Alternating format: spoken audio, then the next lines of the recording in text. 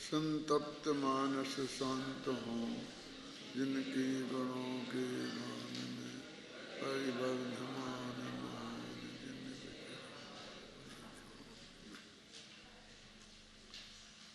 274 page पर तीसरा para निष्कर्ष का है। इस प्रकार इस कलश में इंद्रियों के माध्यम से विषय विकार में फंसे और नयों के विकल्प जाल में उलझे आत्मा को निज स्वभाव से भ्रष्ट बताकर अंतरोन्मुखी पुरुषार्थ द्वारा निज शुद्धात्म तत्व को प्राप्त करने की प्रेरणा दी गई है। 144वीं गाथा में ये बताया था कि मति ज्ञान के द्वारा इंद्रियों और मन के माध्यम से ये बाहर में लगा रहता है और श्रुत ज्ञान के विकल्पों के जाल में उलझा रहता है।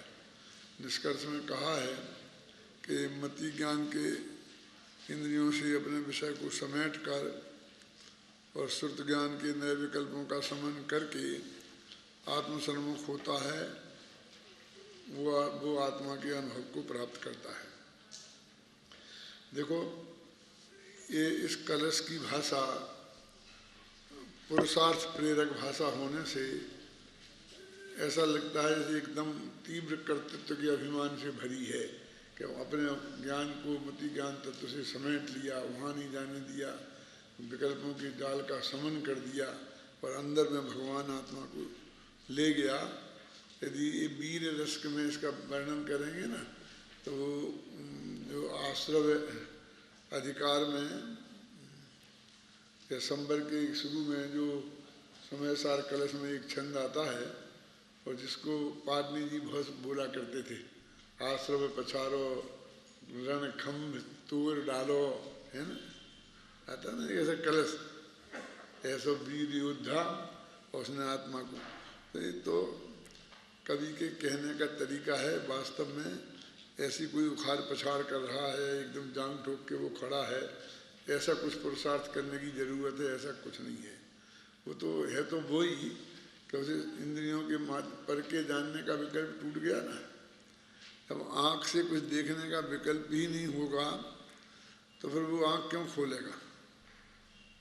5 इंद्रियों के माध्यम से सिर्फ पर पदार्थ जानने में आता है, और पर पदार्थ के जानने के निषेध की बात नहीं है, पर पदार्थ को जानने के रस का निषेध हो गया है ना। जैसे आप यहाँ बैठे शांति से प्रवचन सुन रहे और सामने से सड़क पर बहुत बाजे बजे, हॉर्न बजे, एकदम हलचल हो तो सबका ध्यान यहाँ से हटकर कान उधर लग जाते हैं, क्या है क्या है, फिर आँखें देखने लगती हैं। जो शब्द होते हैं वो तो चुपचाप शांति से यहाँ बैठे रहते हैं, गर्दन भी पीछे को नहीं करते हैं, लेकिन कुछ लोग चुपचाप ऐसा करके देखने की कोशिश करते हैं और कुछ लोग तो चुपचाप उठ के चले भी जाते हैं और देख के आते क्या है क्या है, कि बाजे बज रहे थे ना, बाजे बज रहे थे ना। तो मैंने कहा आज तक तुमने बाजे बजते नहीं सुने कभी? नहीं, किसी की बारात थी ना, तो आज तक किसी की बारात नहीं देखी। हम तो ये कह रहे कि तुम क्यों वहाँ गए प्रवचन छोड़ करके, और वो कहे बारात थी ना, फलाना था ना, वो बराबर क्या था वहाँ इसका ज्ञान करता है। तो असलियत में ये इस टाइप का पुरुषार्थ है कि उसे वहाँ क्या हो रहा है ये जानने का बिल्कुल रस नहीं है। ओढ़े पड़ रहे हैं, बहुत जोर की बारिश हो गई है, ये हो गया है, वो हो गया है, लगता है ना। देखो इस लोक में कहाँ क्या नहीं हो रहा है ना। कहीं बड़ी क्रांतियाँ हो रही हैं, कोई हत्याएँ हो रही हैं, मारे जा रहे हैं लोग, सब हो रहा है ना। लेकिन आखिर ये ज्ञानी जीव यदि उन सब का रस छोड़कर अपने में नहीं जाए तो कि कौन सा समय ऐसा है कि जब बाहर में कुछ जानने को नहीं रहा, अब इसलिए यदि अंदर में आराम से जाएगा, कि बाहर जब कुछ नहीं होगा ना तब जाएगा। इस नाम पर हम क्या करते हैं कि शांति यहाँ नहीं है तो एकांत में चलो, फिर वहाँ तीर्थ पर चलो, उधर चलो, वहाँ चलो। अब वो सब जगह जा करके देखता है, यहाँ तो बिल्कुल शांति है, कुछ भी आवाज़ नहीं आती है। अरे भाई बाहर तेरे को जानने की का रस है ना, तो वो वैसी शांति में तुझे सन्नाटा सुनाई देगा, तेरा उपयोग अंदर में नहीं जाएगा। तो पर के जानने का रस टूटे और अपने आत्मा के जानने का रस इतनी तीव्रता से हो कि अपने आप उपयोग हटकर और अंदर में चला जाए। अब उसी का नाम इंद्रियों से समेट कर, और उसी का नाम है विकल्पों का समन करके जब आत्मा अपने में जाता है। मतलब इस साधारण सी घटना को वीर रस में प्रकट करें तो कैसे प्रकट करते हैं, ऐसा एक कलश है ये, बस उसको वीर रस में उन्होंने प्रकट किया है। तो उसमें ऐसा लगता हो ये करना पड़ेगा, ये करना पड़ेगा, हमको बिल्कुल तैयार होना चाहिए, ऐसा इसमें कुछ नहीं है। पुराने जमाने में राज दरबार में जो कवि हुआ करते थे तो उनको एक समस्याएं देते थे। जैसे उन्होंने कहा सामने एक ठूंठ खड़ा है, सूखा बिल्कुल, कोई पेड़ टूट गया था, फिर अपने आप वो सूख गया, मर गया, अब वहाँ खड़ा है वैसे ही। तो कहा कि इसके बारे में कविता बनाओ। क्या मेरे कहने का मतलब क्या, कोई सुंदर चीज़ में तो दुनिया बनाती है ना, अच्छा बाग बगीचा हो, हरियाली हो, या कोई सुंदर लड़की हो, लड़का हो, कोई ताजमहल जैसी बिल्डिंग हो, कि उसके बारे में बनाओ तो लोगों को लगता है कि भाई इसमें कुछ दम है। और अब वो ठूंठ के बारे में क्या कविता बनाए, ऐसा लगता है कि इस ठूंठ के बारे में क्या कविता बनाएगा। तो वो तो ये उदाहरण बनाने के लिए बताते हैं कि एक वैयाकरण था, वैयाकरण ने व्याकरणाचार्य इसने किया था, व्याकरण का विशेषज्ञ था। तो उसने बनाया सुष्टम काष्टम तिष्ठत्यग्रे, मैंने तुम्हारे सामने एक सूखा काष्ठ खड़ा है। बात तो हो ही गई ना। फिर एक कवि हृदय, हमारे यहाँ उसमें बोलते थे साहित्याचार्य से पूछा, पहले काव्य तीर्थ व्याकरण तीर्थ होते थे ना, साहित्याचार्य व्याकरणाचार्य, तो साहित्याचार्य से पूछा भाई बोलो इस कविता के बारे में बताओ। तो उसने क्या बोला, नीरस तरुवर बिल सत्य पुरता। अब एक ही चीज है कि रस से रहित वृक्ष, सामने बिलसत माने शोभायमान हो रहा है। खड़ा तो कोई ठूंठ ही है। तो वैयाकरण ऐसे रूखे होते हैं कि उस बात को कितना चार डंडे मार दिए उसने। सुष्टम काष्ठम तिष्ठत्यग्रे, क्या फटाफट चार डंडे मारे हो ना, ऐसा लगता है ना। सुष्टम काष्ठम तिष्ठत्यग्रे, और उसी को कवि अपने साहित्यिक भाषा में बहुत मधुरता से बोलता है, नीरस तरुवर, माने उसके सूखा हुआ काठ नहीं करता है, वो रस रहित लकड़ी को भी इतने सरस ढंग से बोलता है कि नीरस तरुवर और बिलसत पुरतः। अब क्या फर्क है मालूम आपको, उसमें महाप्राणों का उपयोग ज्यादा हुआ है, उसमें कठोर शब्दों का प्रयोग है ना ज्यादा हुआ है। जो ठा है ये महाप्राण है, ये कठोर शब्द है, और इसमें ह्रस्व अक्षरों का प्रयोग ज्यादा हुआ है ना। पर एक नी छोड़ दो शुरू की, बाकी सब नी रस, फिर तरु बर, फिर बिल सत्य, फिर पूर्वतः, सब ह्रस्व अक्षर है, जिसमें बोलने में जोर लगता ही नहीं है। तो एक ही बात को चाहे हम ऐसा कह दे रहे हैं कि पर से हटाकर उसको तोड़ दिया, वहाँ से लाकर ऐसा करके इसका एकदम आत्मा में ले गए कुछ, और चाहे ऐसी भाषा में बोलो कि उपयोग पर को जानने का कोई रस रहा ही नहीं है, तो उपयोग जाएगा कहाँ, आखिर समेट कर वो अपने आत्मा में लग गया।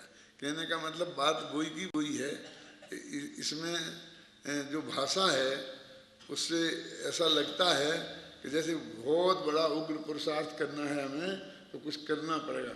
ये नहीं करने रूप उग्र पुरुषार्थ है, जिसमें कुछ नहीं करना है ऐसा उग्र पुरुषार्थ है। मुनिराज जंगल में बैठे हैं, बिल्कुल आँख कान बिल्कुल बंद हैं, जैसे उपल खाज खुजावती, मतलब कोई जानता ही नहीं है कि इस सचमुच पत्थर की शिला है, मैं मूर्ति है कि वास्तव में ये कोई व्यक्ति है। इतना निष्क्रिय बैठा है, समझे ना। वाणी भी बिल्कुल चुप है और मन भी एकदम चंचलता खत्म हो गई है। तो ऐसी को अब उग्र पुरुषार्थ कर रहा है वो भगवान आत्मा में छप्पक श्रेणी में चढ़ रहा है। इन कर्णानियोग वालों से पूछो अभी, तब ये कहेंगे इस गुणस्थान में इस जगह पर पहुँचेंगे, वहाँ इतनी प्रकृतियों को छाड़ छाड़ कर दिया, फलाने को फिर तोड़ डाला, फिर उसको नष्ट किया, फलाने को भय प्रकृति को 8वें गुणस्थान में कुछ छप्पक श्रेणी का वर्णन करेंगे ना। वो तो अत्यंत शांत परिणामों की उग्रता से आत्मा में जाने का काल है। और उसे कर्मों से जैसे लड़ाई हो रही है और एक एक योद्धा को कैसे मारा, जैसे मदन पराजय सुना कभी? मदन पराजय पढ़ा कभी? नाम सुना? नहीं सुना, मैंने किताब का नाम ही नहीं सुना। ये संस्कृत का बहुत अच्छा नाटक है। मदन माने कामदेव और पराजय माने उसकी हार। माने कैसे कामदेव को कैसे जीता एक मुनिराज ने जंगल में बैठे बैठे। अथवा मोह, एक ऐसा ग्रंथ भी है जो मुहे को जीतने का है ना, क्या नाम है उसका? मुहे को कैसे जीता, तो बराबर युद्ध का वर्णन किया है और भयंकर महाभारत जैसा युद्ध को पूरा का पूरा वर्णन कर दिया है। एक सिद्ध चक्र की जयमाला में आता है ना, पहली जयमाला है उसमें आता है ना, जय करण कृपाण सु प्रथम बारे मिथ्यात सुभट कीनो प्रहारे। अब ये ऐसी सचित्र कविता है कि इसकी एक एक पंक्ति पर एक एक चित्र बनाया जा सकता है। मेघदूत पर 52 छंद हैं तो 100 चित्र बना दिए चित्रकारों ने। क्या अब देखिए, जय करण कृपाण सुप्रथम बार मिथ्यात्व सुभट कीनो प्रहार। हाँ, एक मिथ्यात्व वहाँ भयंकर राक्षस जैसा बना दे, रावण जैसा, और फिर यहाँ करण रूपी कृपाणी तलवार लेके खींच के और फिर एकदम जोर से उसे क्या मारा। तो ये 3-4 चित्र बन सकते हैं ना। एकदम ऐसा मारा, एकदम यहाँ तक लाया तो एकदम तलवार अंदर घुसेड़ दी। कई चित्र बन सकते कि नहीं बन सकते हैं। जय करण कृपाण सुप्रथम बार मिथ्यात्व सुभट कीनो प्रहार। और है कुछ नहीं, कर्ण लब्धि का काल है तो एकदम अंतर्मुखी वृत्ति, जैसे कुछ नहीं हो रहा ऐसी बात है। जय करण कृपाण सुप्रथम बार मिथ्यात्व सुभट कीनो प्रहार। दृढ़ कूट विपर्य मति उल्लंघ पायो सुमितल थर अभंग। पूरी जयमाल में ऐसा युद्ध का वर्णन है। सभी लोग बोलते हैं ना, तो छोटी ई का उच्चारण करना कोई नहीं जानता।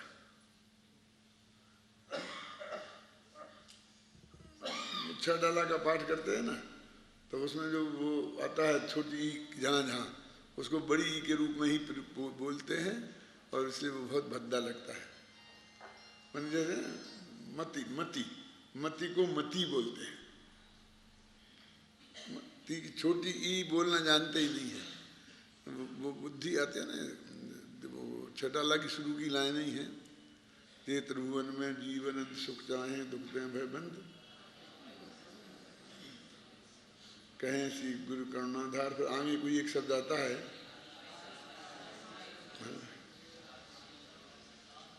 तो उसमें जो छोटी ई की मात्रा है सबने बोलते उसे बड़ी ई की मात्रा कर देते हैं और उसमें बिल्कुल स्वरभंग हो जाता है। वो छोटी ई को तुम छोटा आ ही बोला करे। बुद्धि तो बुद्धि की धी बड़ी कर देते, बुद्धि छोटी है ना,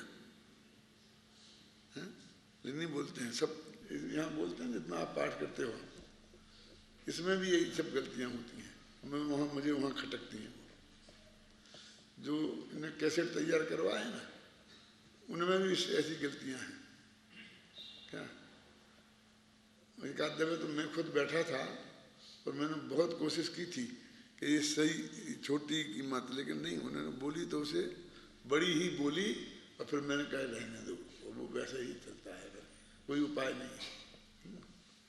तो एक कलश पूरा होता है। अब कर्ता कर्म अधिकार में जो ये प्रकरण चलाया था, कौन सा, कि विकल्प के जाल से कैसे मुक्त होना। एक नय ऐसा कहता है, दूसरा नय ऐसा कहता है। इन नयों का विकल्प का जाल है और भगवान आत्मा तो जैसा है वैसा है। उसके वो प्रकरण यहाँ पूरा खत्म किया। अब इसके बाद जो 5 कलश हैं वो पूरे कर्ता कर्म अधिकार के उपसंहार हैं। एक कलश जो है 95, ये मुझे बहुत प्रिय है। तो कई दफ़े बीच बीच में कहीं भी प्रकरण आता है तो मैं इस पर कई दफ़े व्याख्यान कर चुका हूँ, तुमने भी सुने होंगे। विकल्प कहा परम कर्ता, विकल्पः कर्म केवलम, न जातु कर्ति कर्मत्वम, सविकल्पस्य नश्यति। बोलो, हिंदी का बोलो।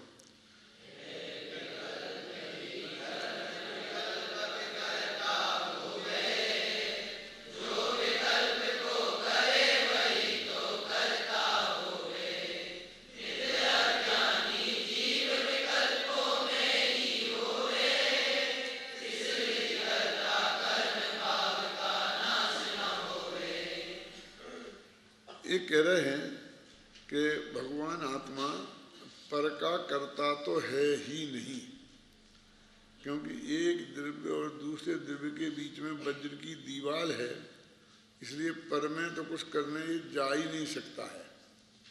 लेकिन पर के करने का विकल्प इसको हो सकता है।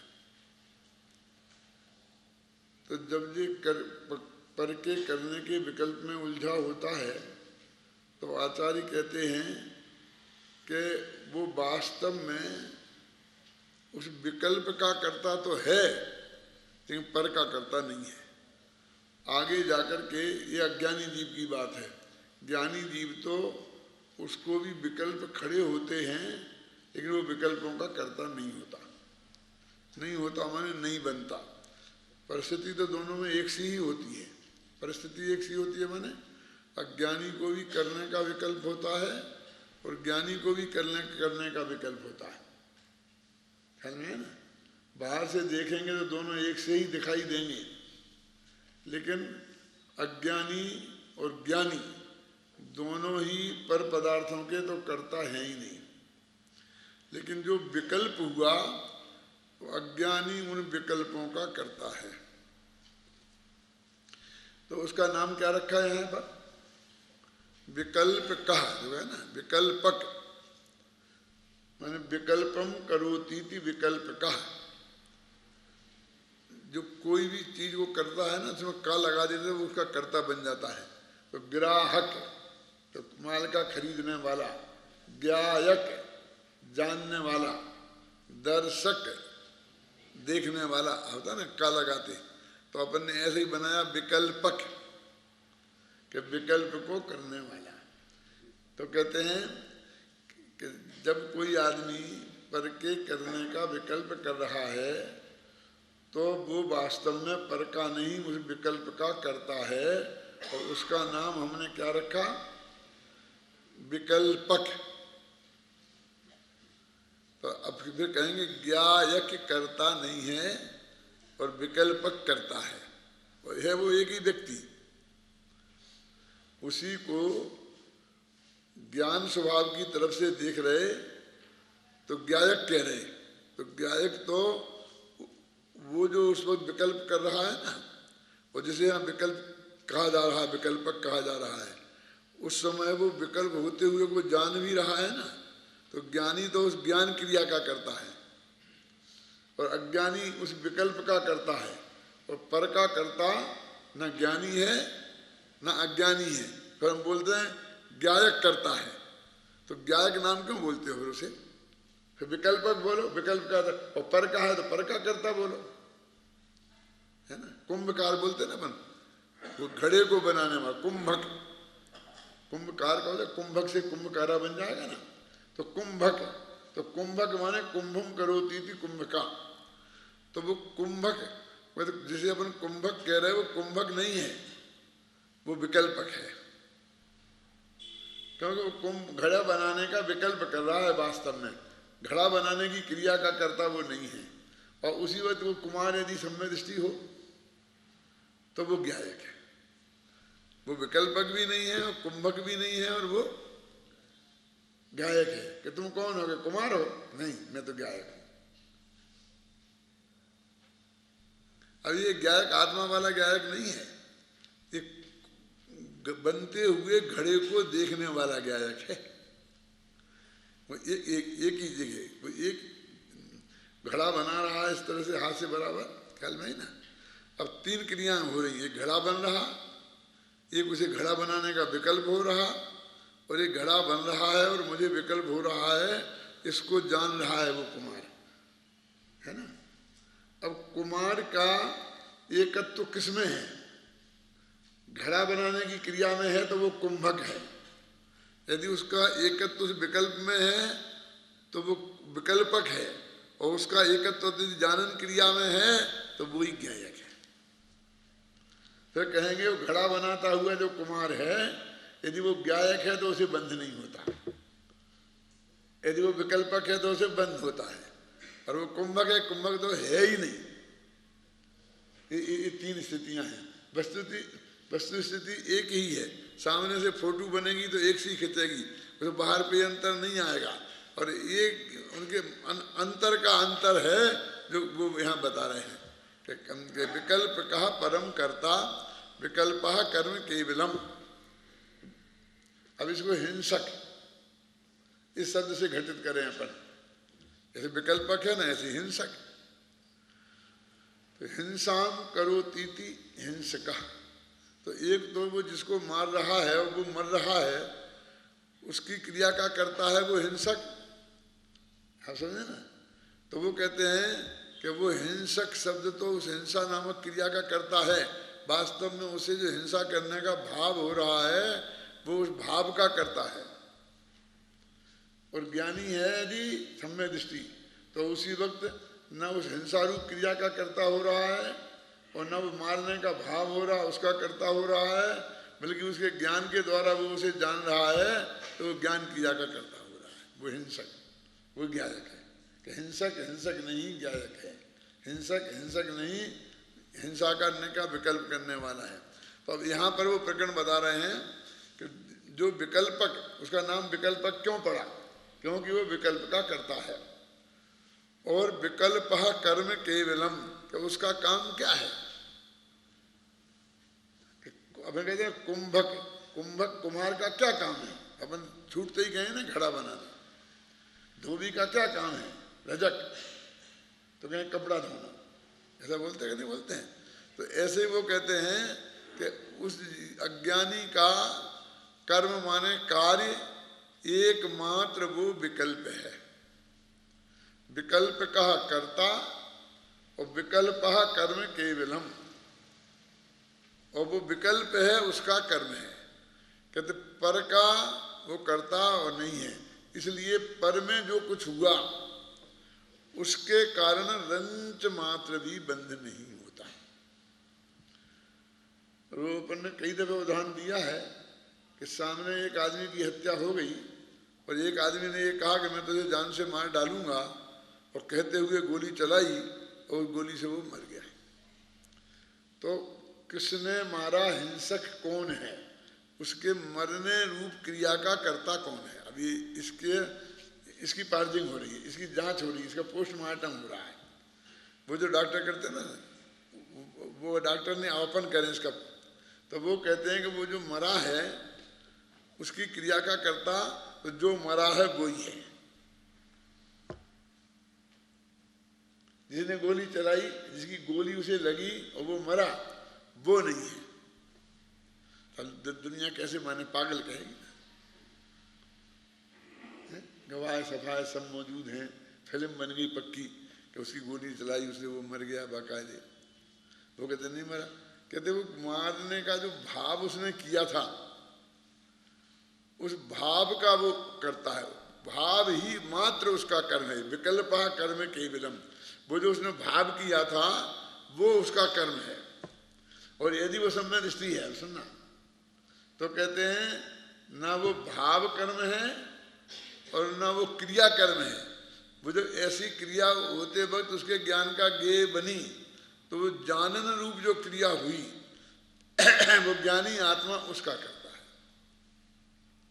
अब तीन करता है, हो गया अलग अलग। तो अब वो कहते हैं कि उसे फिर कर्म का बंध हुआ। तो कर्म का बंध होने का कारण क्या हुआ? तो वो कहते हैं कि वो जो वहां क्रिया हुई उसके कारण रंच मात्र भी बंध नहीं हुआ। अब अभी बंध नामक जो क्रिया हुई उसके बारे में बात चल रही है। कहते उसके कारण रंच मात्र भी बंध नहीं हुआ, क्योंकि वो क्रिया उसने की ही नहीं। बहुत अद्भुत बात है। इस जगत के गले उतरना ही मुश्किल है। कहते वो उसने की ही नहीं कि सबने देखा हमारे आंखों से, कि तुमने देखना जानते ही नहीं, तुम्हारी विवेक की आंखें बंद हैं, हैं? तुम विवेक की चक्षु बिल्कुल बंद है तुम्हारी, तुमने कुछ नहीं वहां उसमें किया। उससे तो जब किया ही नहीं तो बंद क्यों होगा? फिर जो कहते हैं कि जो मारने का भाव किया था ना, वो है विकल्प। उसका करता तो विकल्पक है कि हाँ आत्मा अज्ञानी हुए तो उसका वो करता है। अब देखो, ज्ञानी तो उसका करता है ही नहीं, तो ज्ञानी को तो उसके कारण भी रंच मात्र बंद नहीं हुआ। और उसकी ऐसी मान्यता है नहीं, मिथ्यात्व है नहीं, इसलिए अपन कहते ज्ञानी को बंद ही नहीं हुआ। कहते ज्ञानी को बंद नहीं हुआ। और अज्ञानी को भी जो उसका करता है, अब 1001 किलो पाप लगा तो 1 ग्राम पाप लगा उसके कारण, देखो वो विकल्पक को भी। लेकिन वो जो मान्यता है कि मैं इसे मार सकता हूं, कि मैंने इसे मारा 999 ग्राम, तो उसके कारण लगा। और जो वो बिल्कुल कितना साइलेंट है, देखिए वो बिल्कुल श्रद्धा के लेवल की बात है, ना आवाज निकल रही, ना मुंह से बोल रहा, ना कह रहा। आप समझिए ना, श्रद्धा के लेवल, यानी कितनी जो साइलेंट क्रिया है, वो सारा बंध का मूल कारण तो वो है।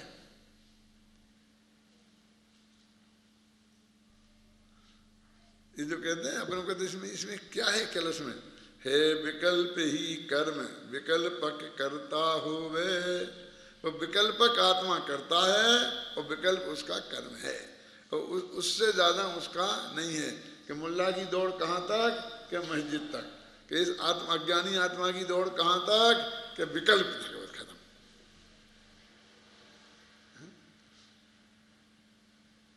ये बहुत ऐसी पक्की बात है, सारी कहने की नहीं है।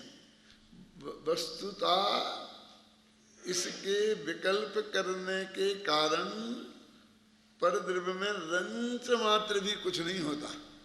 ऐसा नहीं कि मुफ्त में ही बंद नहीं हुआ, कि खूब मार भी दिया और ऐसा भी कर लिया और विकल्प नहीं है, अच्छा है, बहुत प्रेम से लड्डू खाए और खूब मजा लिया और फिर बंद नहीं हुआ। ऐसे अपन ज्ञानी अच्छे, अपन ऐसे ज्ञानी अच्छे बन जाओ, तो हम कहते बन जाओ ना, ये सुविधा तुम्हें प्राप्त है ना, तुम बन जाओ ना ज्ञानी। ज्ञानी बन जाओ ना, बस अकेले गायक भाव बने जाओ, उसकी जानने रूप क्रिया के कर्ता बनो, उस विकल्प रूप क्रिया के कर्ता बनो ही नहीं। लेकिन अपने तुम अंदर में जाके देखो तो अज्ञान कितनी जोर से हिलोरे मारता है।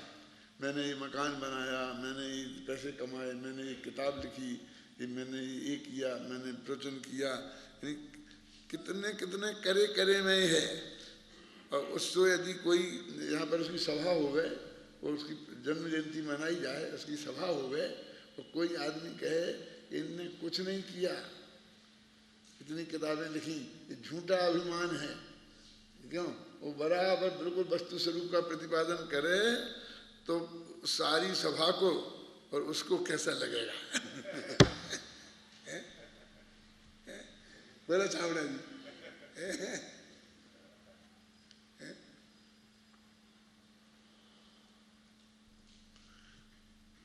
और वस्तु स्थिति तो यही है। तो अब इसका नाम ये अनंत पुरुषार्थ है भाई साहब। इसमें वो वीर रस का स्फुरायमान होना है। इसको ये है कि विकल्प जाल से आत्मा को मोड़कर, इसका नाम है वो। मेरे कहने का मतलब जो पिछला कलश में मैं बात कर रहा था, तो ऐसा नहीं कि मैं इतना वैसे ही बोल रहा हूँ। मेरा 2 दिन से वो कलश मेरे दिमाग में घूम रहा है, तो इसमें है क्या करने का? इसको इतना उछालने हैं, इतने इस भाषा को। अभी उसी भाषा में उसको हम प्रतिपादन करते चले जाएं तो सब लोग वही भाव लेके उठेंगे कि नहीं, हमको तो बिल्कुल करना है, बिल्कुल करना है, उसको पानी जैसा मोड़ना है। मैं कहता हूँ ना कि बंगाल की खाड़ी में वहाँ से गिरी गंगा गंगोत्री से, तो लाखों लीटर पानी बंगाल की खाड़ी पहुँचाने में 1 नया पैसा खर्च नहीं हो रहा है। वो अपने आप पहुँच जाता है ना वहाँ। और बंगाल की खाड़ी से 1 घड़ा भर के ले जाओ और गंगोत्री में डालना हो तो कितना श्रम का काम है, हैं? तो ऐसा हमको वो लगता है, पानी को मोड़ दिया, नीचे को बहने वाले को तोड़ के फिर उसी का उसे लाए और वहाँ के उसी में डाल दिया।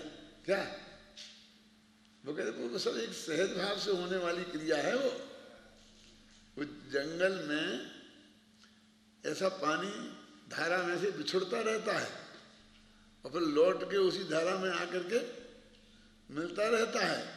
उसे बुद्धिपूर्वक कोई कुछ नहीं करता है। क्या देखो कैसे, मालूम कैसे दुष्चक्र का जो सुचक्र का चलता है कि समुद्र में पानी है ना,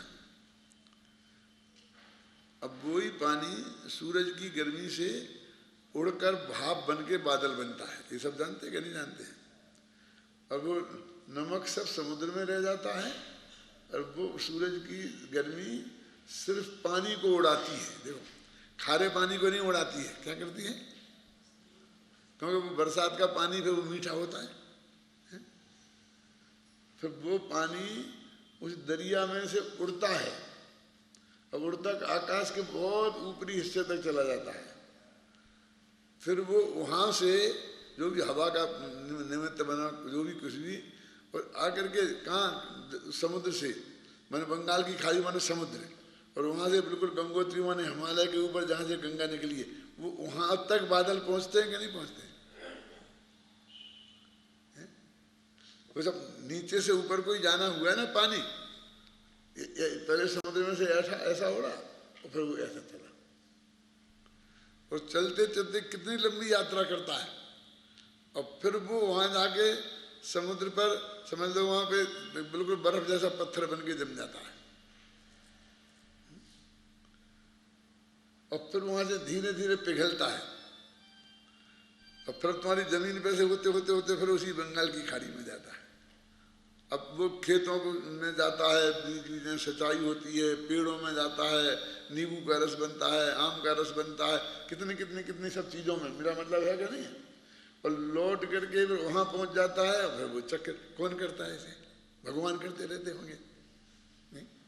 देखो इस पानी के ऐसे घूमने का जो चक्र है, ये ऐसा ऐसा घूमता रहता है, ये कौन करता है मुझे बता? है ना, बिल्कुल ऑटोमेटिक, बिल्कुल साइलेंट वर्क है ना। एक भी किसी जीव का रंच मात्र भी इसमें उपयोग नहीं लगा है, और बिना उपयोग के होता है। अब उपयोग करके देखना है ना, तो घर पर तपेली में पानी गर्म करो नीचे से, और ऊपर उसके ऊपर ढक्कन रख दो, तो पानी की भाप बन बन के ऊपर आकर के दर्पण में बिल्कुल बूंदे ऊपर वाले ढक्कन में लग जाते हैं कि नहीं? जाके ऊपर जाते, सबसे ऊपर जा करके होती हुई पानी की बूंदें, और फिर बस वो ठंडे होकर धीरे धीरे उसी पानी में गिर जाती है। बस वही चक्र है, बस घूमता है। वो जो चक्र तुम्हारी तपेली में घूमता है, डिस्ट्रिक्ट वाटर जिससे बनता है, वही पानी जो ऊपर आया है ना, उसको निकाल के अलग सीसी में डालते जाओ, वो डिस्ट्रिक्ट वाटर है। और क्या है? तो कितना गंदा पानी था वो, और फिर वो कितना पवित्र हो गया, और पवित्र हो के नीचे आकर के ऊपर से नीचे को बहते हुए फिर गंदा हो गया, फिर पवित्र हो गया, गंगा हो गया, दुष्चक्र। ऐसा अभी अनंत संसार का चक्र चल रहा है, और बस एक दफे वो उल्टा चलना शुरू हुआ। अगर पर के कर्तृत्व का चल रहा है ना, फिर पर का कर्तृत्व होके निज का सहज ज्ञातत्व भाव हुआ, तो बस वो ऐसा घूमता है, वो ऐसा के मोक्ष की तरफ चला जाता है, ऊपर जाके भाव भर के उड़ के सिद्ध शिला में ठंडा बर्फ जैसा अनंत काल तक के लिए जम जाता है। कितना साइलेंट वर्क है देखो। है विकल्प ही कर्म विकल्प करता होवे, जो विकल्प को करे वही तो करता होवे। अब जो विकल्प को करे, ये भाषा कैसी है, उस विकल्प का कर्ता बनता है। बनता है माने स्वयं को मानता है ना। नित्य अज्ञानी जीव विकल्पों में ही होवे, और अज्ञानी जीव पर लिखा है ना कि सभी कल्प, अज्ञानी माने सभी कल्पस्य लिखा है ना ऊपर, सभी कल्पस्य नश्यति। जो विकल्प वाला है, जो उन विकल्पों का कर्ता बनता है, वो नश्यति माने नाश को प्राप्त होता है।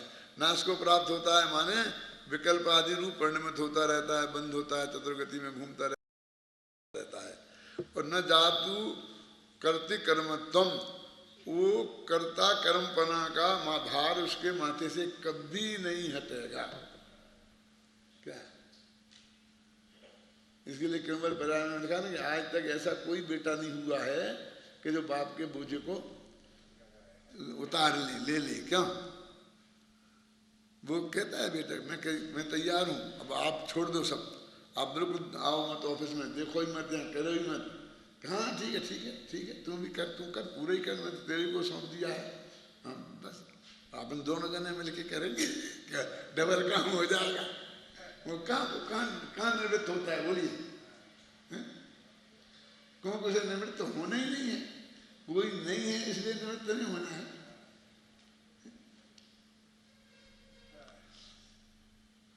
और जिसे निवृत्त होना है उसको कोई नहीं हो तो निवृत्त हो जाता है ना, कि कोई काम संभालने वाला होगा तब निवृत्त होगा।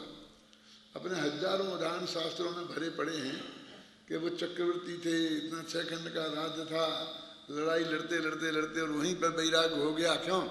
तो वहीं पर वो सामने वाला तीर चला रहा है और उसने उतार के केसलंज कर कपड़े खोल के इधर के और नदी में दीक्षा ले ली, चला गया कि गोली से मर गया, कुछ भी हो गया। ख्याल में है ना?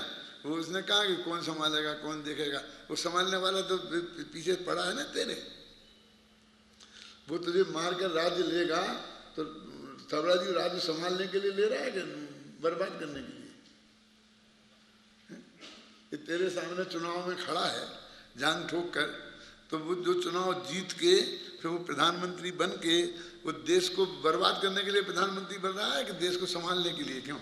कहते कौन संभालेगा, कौन संभालेगा? वो कहता मैं संभालूंगा ना। तो कहता कोई संभालने वाला नहीं है। लोग तो तेरे मरने मारने की कीमत पर भी संभालने को तैयार बैठे हैं, हर एक की गद्दी को। तेरे मरने की प्रतीक्षा कर रहे हैं, देख रहे हैं, काम कर रहे हैं। क्यों? न जात कर्त कर्मत्वम, कर्ता कर्मपना कभी खत्म नहीं होगा। किसको? सभी कल्प से। तू विकल्प मेट दे तो तेरा कर्ता कर्म भाव नष्ट हो जाएगा।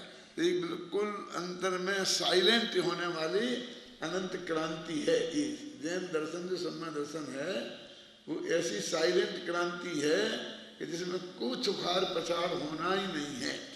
लेकिन इस जगत को क्रांति ऐसी समझ में नहीं आती है। देखो पढ़ते हैं हम, विकल्प करने वाला करता है और वह विकल्प ही उसका कर्म है।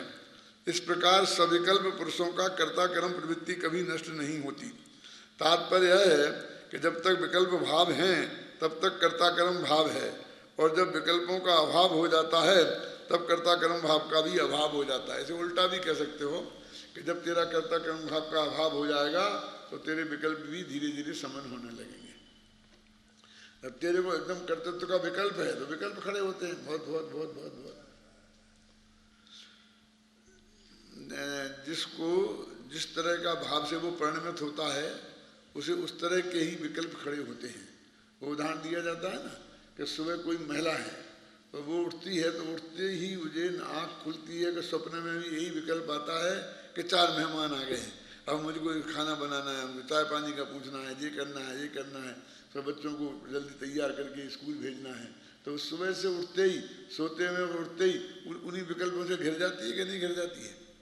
फिर उसी घर में दूसरा एक पुरुष है, वो पुरुष मुझे ऑफिस में जाना है, आज इतने काम निपटाना है, ये करना है, तो वो उन विकल्पों से घिर जाता है। वहीं पर दोनों बिल्कुल एक ही जगह है ना, और दोनों अपने अपने अपने अपने टाइप के विकल्पों से घिर जाते हैं कि नहीं घिर जाते हैं? ये करना है मुझे, ये करना है, ये करना है, मतलब जो जिस टाइप का अपना कर्तव्य तो जिसने माथे पे ओढ़ लिया है, उसे सुबह से शाम तक उसी टाइप के विकल्पों से वो घिर जाता है ना। अब उस विकल्प का करता है, और वो विकल्पों से वो ना घिरे तो सब वो विकल्प होंगे ही नहीं, तो नहीं होंगे तो तेरे बाप का क्या बिगड़ता है? नहीं होंगे, नहीं होने देना। क्यों? तो कौन करेगा, कौन करेगा, क्या करेगा कौन? फिर जो मैं करता हूं, तू तो अकेले विकल्प का करता था, समझ में आया ना? तो विकल्प नहीं होगे तो क्या होगा वो? लेकिन उसे ऐसा लगता है कि मैं नहीं करूंगा तो कौन करेगा। देखो यहाँ मोह राग देशमय विकल्पों में एकत्व, ममत्व, कर्तृत्व और भोक्तृत्व स्थापित करने वाले अज्ञानी मिथ्या दृष्टि को सविकल्प कहा है गया है। सविकल्प कहा गया है ना, विकल्पों वाला। विकल्प कह रहे कि अशुद्ध भाव किसका नाम है? राग हुआ उसका नाम अशुद्ध भाव नहीं है, विकल्प हुआ उसका नाम अशुद्ध भाव नहीं है। उस विकल्प का कर्ता मैं हूं, उसका भोक्ता मैं हूं, वो विकल्प मेरा है, ये भाव है, ये इसका नाम वो विकल्प है। ये अज्ञान भाव उसका नाम विकल्प है, उसका नाम है विकल्प है। वो जो तुमको ऐसा काम करने का विकल्प हुआ, ये विकल्प नहीं है, वो तो चारित्रमय संबंधी विकल्प है, वहाँ उसको विकल्प नहीं कह रहे हैं। और वो विकल्प इतना बड़ा खतरनाक नहीं है, क्योंकि वो विकल्प तो 6वें से गुण स्थान तक भी निरंतर होता रहता है ना।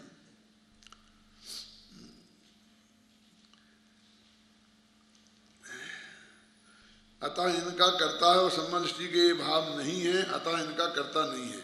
जब कर्तृत्व आदि के भाव सम्यक दृष्टि के हैं ही नहीं, ये कौन? जो जिस सम्यक दृष्टि में वे राग भाव हो रहे हैं, उस सम्यक दृष्टि की बात कह रहे हैं कि वो हैं ही नहीं। अब क्या नहीं है?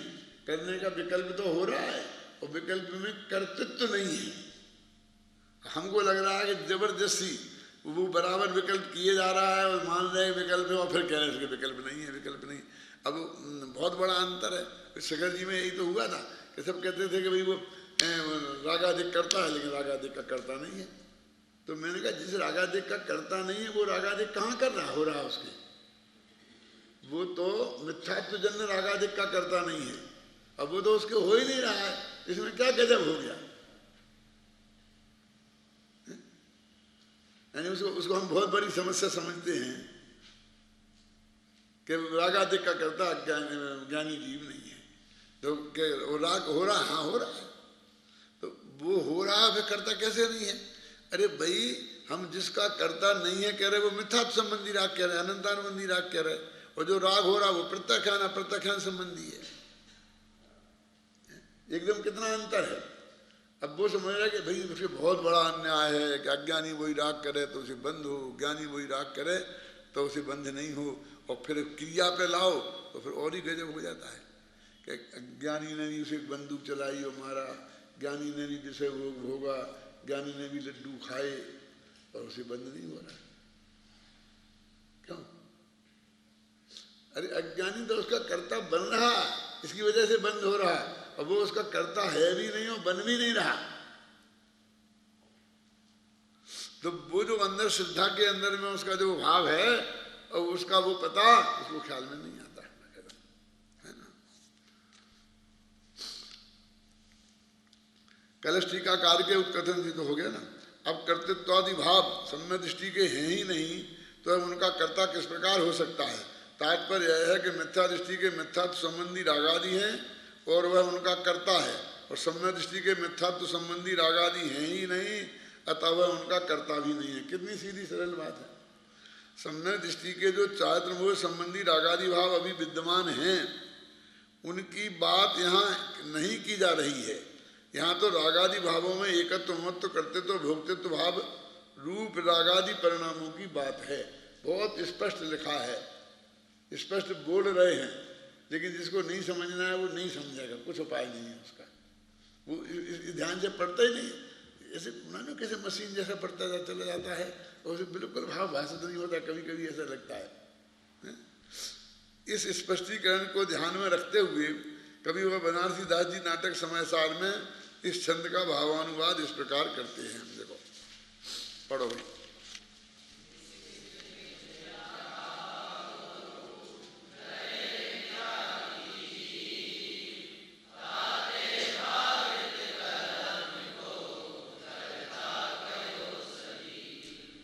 सीधी सीधी बात है कि निस्दिन मिथ्या भाव बहु धरे मिथ्यात्वी जीव। मिथ्यात्वी माने सविकल्प, विकल्प वाला जीव निस्दिन मिथ्या भावों को धारण करता है और इसलिए वो भाव कर्मों का हमेशा करता। भाव कर्म माने वही विकल्प हो गया ना। द्रव्य कर्म तो ज्ञान वर्णादि का, ज्ञान वर्णादि कारवान वर्णा का ज्ञान वर्णादि रूप परिणमित होना, उसका नाम द्रव्य कर्म। और आत्मा में मोह राग द्वेष के भाव होने, इसका नाम भाव कर्म। तो भाव कर्म का कर्ता निरंतर अज्ञानी जीव होता है। मिथ्या दृष्टि माने सभी कल्प जीव दिन रात मिथ्या भावों को धारण किए रहता है, किया करता है, इस कारण भाव कर्मों का कर्ता कहा गया है। यहाँ बनारसी दास ने सविकल्प का अर्थ सीधा मिथ्या दृष्टि ही ले लिया है। तात्पर्य यह है कि यहाँ चारित्र मोह संबंधी विकल्पों को विकल्प की श्रेणी में नहीं रखा है ना। अभी तो ये बारीक बात है ना। अब उन्होंने कह दिया सविकल्प माने मिथ्या दृष्टि, अब कौन सी डिक्शनरी में मिलेगा? अब वो सविकल्प माने कि जो उन विकल्पों का कर्ता अपने को मानता है ऐसा जी। सविकल्प शब्द का अर्थ स्वामी जी इस प्रकार करते हैं। देखो स्वामी जी की, मैंने बोला ना स्वामी जी को मैंने कई इसलिए कोट किया है कि देखो इस बात को जो इतनी गहराई से अपन कर रहे हैं, बहुत मुश्किल से पकड़ में आ रही थी, उन्होंने बिना किसी के समझाए पकड़ ली। उन्हें समझाने वाला कौन था यहाँ? क्यों? इस भव में तो नहीं था ना। अब पिछले भव में श्रीमंदिर परमात्मा से सुन के आए थे कि किसी और ज्ञानी से देशना लब्धि ली थी, कहीं से आए थे, समझ के तो आए थे ना। ये जो समझ है ये महत्वपूर्ण है कि किससे समझ के आए थे, ये महत्वपूर्ण है। बोला इस भव में वे गृहीत मिथ्यात्व में पैदा हुए है ना, और वहां कोई इस बात को बताने वाला नहीं था। और दिगंबर जब वे बन गए तब वो समझने के बाद ही बने, और यहाँ उसके बाद उसको स्वीकार करने वाले भी नहीं मिले, तो वो बात समझाने वाले तो कहाँ मिलते क्या? किसी आदि से अंत तक तो अपने देशना लब्धि के बिना नहीं होता है, तो कहीं से समझ के आई थे ना। तो अब मैंने पूरा भक्त को समझ में आए तो अपने, और फिर जो टोडरमल ने रस्मों चिट्ठी में लिखा कि अनुभूति कैसे होती है, तो उन्होंने कहा शास्त्रों में से पढ़ के आत्मा का स्वरूप जाना और फिर उससे उसमें परिणाम मंगन किए, तो उसका नाम हो गया मतलब शास्त्र से होने वाली आत्मोपलब्धि। फिर उन्होंने कहा कि हमने तर्क युक्ति से आत्मा का निर्णय किया अनुमान से, और उसमें अपने परिणाम मंगन किए, तो वो कहेंगे हम तर्कोपलब्धि, तर्क से आत्मा की उपलब्धि हुई। फिर उन्होंने कहा कि पहले किसी के पढ़े कोई शास्त्र पढ़ा था अथवा किसी गुरु के मुख से सुने थे, और फिर बाद में उसे याद आया और उसके आधार पर हुई, तो कहेंगे स्मृति जन्य आत्मोपलब्धि। अब स्मृति जन्य की बड़ी विचित्र बात है कि अपन जब ऐसा घटित करते हैं तो लोगों को जरा अच्छा नहीं लगता है, लेकिन ऐसा है कि अभी आप अपना प्रवचन हो रहा है ना, और आप बराबर ध्यान से सुन रहे हैं और उसको बराबर उसे अपनी धारणा में ले रहे हैं। माने वहाँ तक पहुँच रही वो बात अकेले कान से ही नहीं उड़ रही है, अवग्रह हो रहा है, ईहा हो रही है, अवाय हो रही है और धारणा हो रही है। और वहाँ तक लेवल तक पहुँचे और फिर अब किसी काम में उलझ गए, जाके जाके टीवी का सीरियल देखने लग गए, जाकर के सिनेमा चले गए, एक दूसरे से झगड़ा करने लग गए, कहते दूसरी क्लास लग गई तो वो पढ़ने लग गए। ख्याल में ना। अब वो 4-6 घंटे बाद, 1-2 दिन बाद, महीना 2 महीने बाद वो बात आपके ध्यान में आई और आपने अपना परिणाम उसमें मंगन किए, तो उसे कहेंगे स्मृति जन्य ज्ञान से आपको आत्मानुभूति हुई। समझ आए राजा जी? इतर का भी ख्याल में आ गया ना। अब आगे बढ़ो कि यदि भाग्य से अभी 10 साल बाद याद आई, क्यों? गुरुदेव की सुनी थी, गुरुदेव का स्वर्गवास हो गया, जब तक विरोध करते रहे, धारणा में बनी रही और बाद में स्मृति में आई और उसमें परिणाम मंगन की और समादर्शन हो गया। अब और पीछे बढ़ो कि आप मर गए और अगले भव में याद आई और फिर आपने परिणाम मंगन करे और समादर्शन हो गया, तो अब इसमें क्या गजब हो गया? उसे हम अगले भव में याद आएगी तो उसे हम जात स्मरण कहेंगे, ठीक है ना। इसी भव में याद आ गई तो उसे स्मरण कहेंगे और अगले भव में याद आई तो हम जात स्मरण कहेंगे। यही तो फर्क है। अब जरा इसको समझो कि हमको अभी आपने कर लिया, ये अच्छा है कि 2 घंटे बाद करोगे ये अच्छा है? बोलो। फिर 2 घंटे बाद करोगे वो अच्छा है कि 2 दिन बाद करोगे वो अच्छा है? कब यहाँ 5 साल तक पढ़ते ही पढ़ते रहोगे और फिर घर जाओगे, डंडे पड़ेंगे, फिर काम करना पड़ेगा, फिर जब आएगी याद और फिर करोगे तो वो अच्छा है। उतने चांस कम है ना।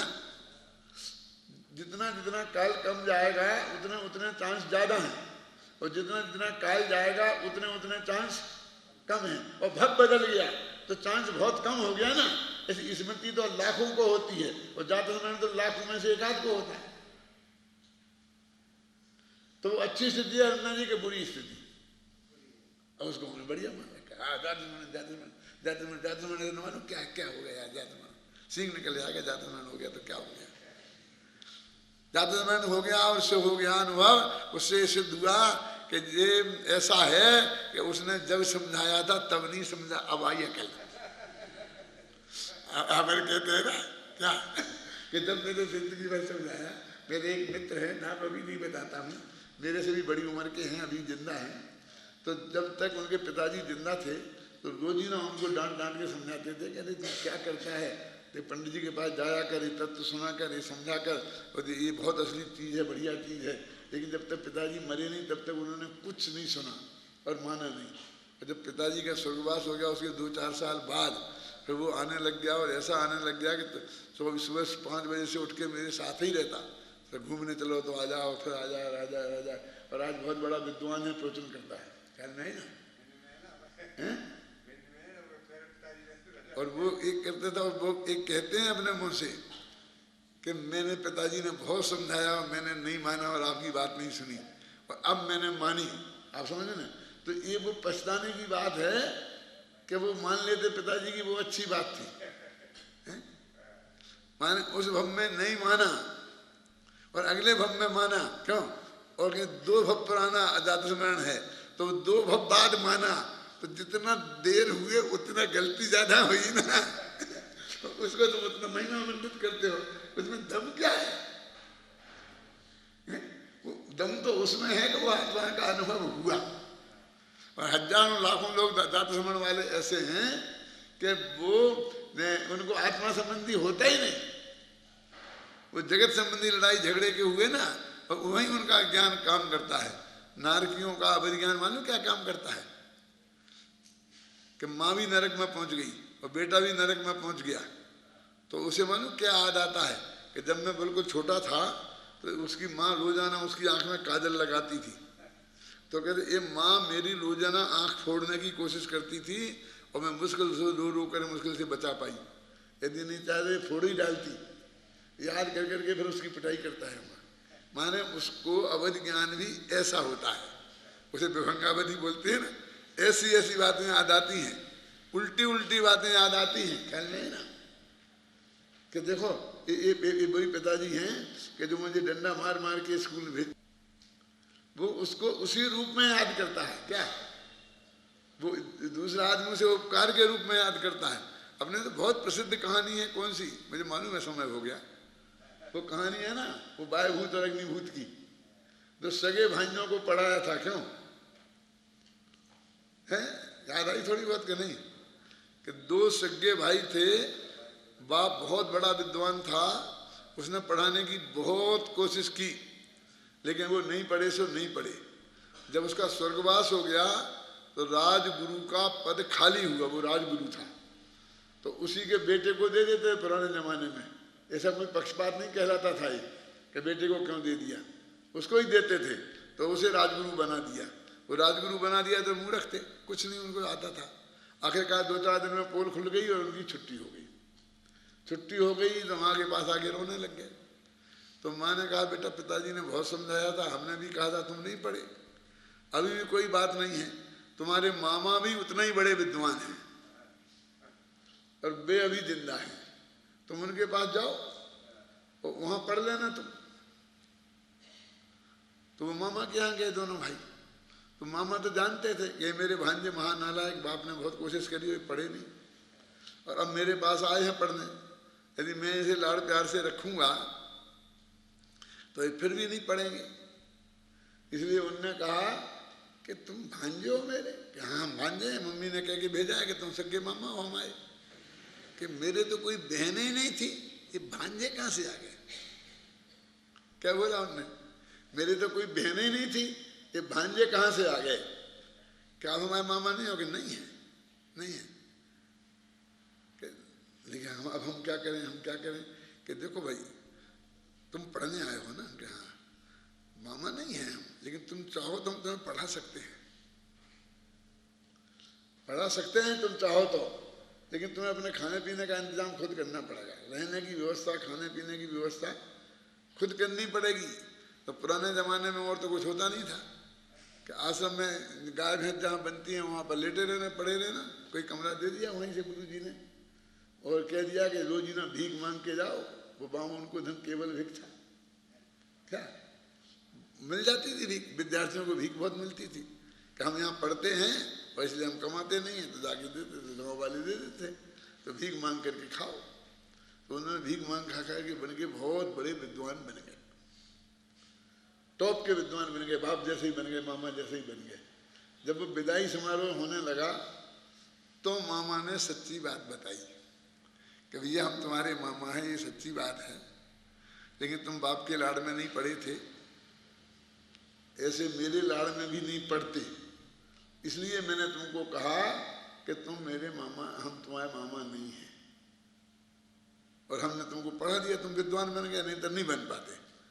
तो एक तो बहुत खुश हुआ कि मामा तुमने बहुत बढ़िया किया, यदि तुम मामा बन जाते तो हम सचमुच नहीं बन पाते। तो बहुत बहुत उपकार माना। वो कौन जीव है मानो? वो जो बाद में पार्श्वनाथ बना, वो वही जीव है। पार्श्वनाथ की कहानी है। और वो दूसरा भाई था, अच्छा तूने हमसे भीख मंगवाई क्या? और उस इतना शत्रु नंबर 1 बन गया उसका। बोलो, अब बात तो दोनों के साथ एक ही की थी ना, फिर भी एक ने, उसकी नारकी प्रवृत्ति थी तो उसे और चीज याद रही क्या है? और उसकी ऐसी प्रवृत्ति थी तो उसे वो याद रही। अच्छी प्रवृत्ति थी तो भले ही हमसे भीख मंगवाई लेकिन हम विद्वान बन गए, उसे वो बात याद रही। तो ऐसे ही जो उपकार करने वाले को, जो लोक में जिसे हम उपकार कहते हैं, धर्म के हिसाब से तो कोई किसी का उपकार कर ही नहीं सकता, ख्याल नहीं ना, धर्म के हिसाब से उपकार कर ही नहीं सकता, लेकिन जिस दृष्टि से कर सकता है वो उसको ऐसा भी परिणमन होता है अपनी अपनी उपादानगत योग्यता से, है ना। अब स्वामी जी का कथन अपन कल पढ़ेंगे, देखेंगे।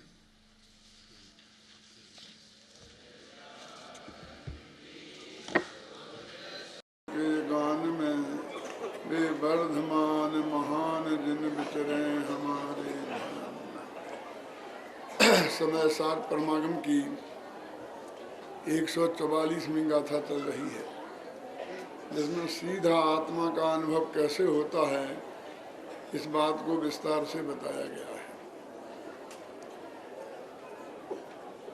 और इसमें सबसे पहले बात यहाँ से आरंभ की है कि सबसे पहले शुद्ध ज्ञान के माध्यम से आत्मा के ज्ञान स्वभाव का निर्णय करें।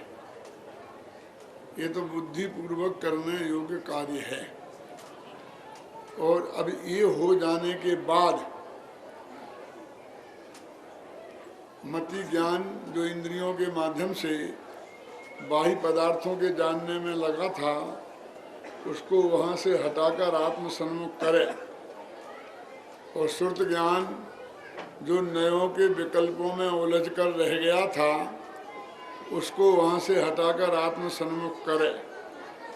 तो उसके बाद निज रस से ही आया था ना कल, भगवान आत्मा सम्यक तया दिखाई देता है, जानने में आता है। उसी का नाम सम्यक दर्शन और उसी का नाम सम्यक ज्ञान है। वो आत्मा ही है, आत्मा से अतिरिक्त कुछ नहीं है। ये पंक्तियां पर अपना व्याख्यान चल रहा है, इसकी चर्चा अपन कर रहे हैं। अभी पूज्य गुरुदेव श्री की अपन भावार्थ में प्रवचन सुन रहे थे और बड़ी गंभीरता से सब लोग सुन रहे थे। देखो, उन्हें एक छोटे से प्रश्न पर कितना रस और आनंद आ रहा था, और गिना आपने कितनी बार उसको उन्होंने कहा। क्यों? द्वारा टेप चला के देना 10 बार से कम उन्होंने एक पंक्ति को नहीं दोहराया। फिर उत्तर में ये तुम कहते हो सो ठीक है, कि ठीक है को भी 10 बार का। क्या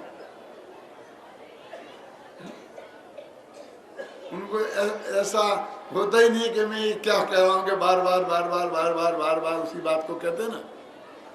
और बीच में यदि कोई बात आई तो क्या आई कि संसार दुनिया उलझी हुई है, धंधा पानी में गुंजाई गया है, सीढ़ियों की कुछ समझ में आता नहीं है। और यहाँ क्या कहा है ना कि जो तुमने ये कहा सो ठीक। क्यों? मतलब वो जो बात कह रहे थे अपनी उस पंक्ति को ही बार बार पढ़ रहे थे। मैं आपका इसलिए ध्यान दिलाना चाहता हूँ कि आप वो किताब भी उठा के देखना, उसमें उनने कोमा फुल स्टॉप का अंतर नहीं किया है ना, कि उसे बदल के कुछ कहा हो। और ऐसा कहते हुए उनको कितना आनंदित हो रहे थे। क्यों? कि बहुत अद्भुत बात आ रही हो। बात तो अद्भुत है ही। क्यों? यानी समय सार कैसे पढ़ने की और कैसे सुनने की चीज है, ये बात हमें उससे समझने को सीखने को मिलती है। मैं प्रवचन करता हूँ रोजाना, तो वहां से दोहरा देता हूँ कि आत्मा की प्रकट प्रसिद्धि के लिए पर प्रसिद्धि की हेतुभूत जो द्रव्येंद्रियां हैं, क्यों, उनसे मति ज्ञान तत्व को समेट कर आत्म सन्मुख करे। और नयों के विकल्पों में जो भगवान आत्मा उलझ रहा है, उन विकल्पों से अपने उपयोग को समेट कर निर्विकल्पक होकर, क्यों, निज रस से ही प्रकटमान जो भगवान आत्मा है वो प्रकट होता है। तो मतलब रोजी ने यही दबा शुरू कर दी, कल हो गई थी, परसों हो गई थी, नरसों हो गई थी। क्यों? मैं इतना ही दोहराता हूँ। क्यों? फिर बाद में तो हर बात नहीं आती है ना। क्यों? जो जिस पॉइंट को कल क्लियर कर दिया था, उसके बाद नई बात आती है, तो हमको कभी कभी इतना भी बर्दाश्त नहीं होता है। इसलिए मैं गुरुदेव का वो उदाहरण आपको बता करके ये कहना चाहता हूँ कि समय सार तो भैया चबा चबा कर खाने की चीज है। मुंह में लिया और गुटक लिया ऐसा नहीं है। तब ये फिर हमें करना क्या है, फिर जल्दी किस बात की है? क्यों? इस मनुष्य भव में और करना क्या है? वो जो विकल्प से निर्विकल्प होगा ना परमात्मा, वो तो ऑटोमेटिक प्रक्रिया के अंतर्गत होगा। वो निज रस से जो ये भाषा कह रहे हैं ना कि मति ज्ञान को पर द्रव्यों से समेट ले, ये भी ऑटोमेटिक प्रक्रिया की बात है, समेटना फमेटना कुछ नहीं है। क्या करे, भाषा में तो कुछ ना कुछ बोलना ही पड़ेगा ना। टोडरमल जी ने मोक्ष मार्ग प्रकाशक में 8-10 पृष्ठ में एक बहुत मार्मिक बात कही, कोई तेरे को बुद्धि पुरुषार्थ किस बात में करना है।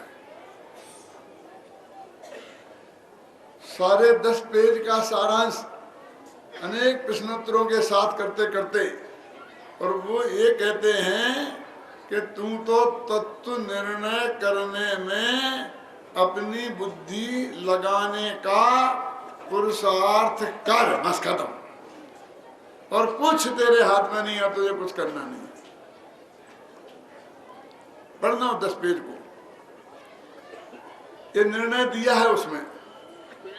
जिस पुरुषार्थ को करने की अपन बात करते हैं ना, पुरुषार्थ लोप हो जाएगा, पुरुषार्थ लोप हो जाएगा, तो कहते पुरुषार्थ तो सिर्फ इतना है,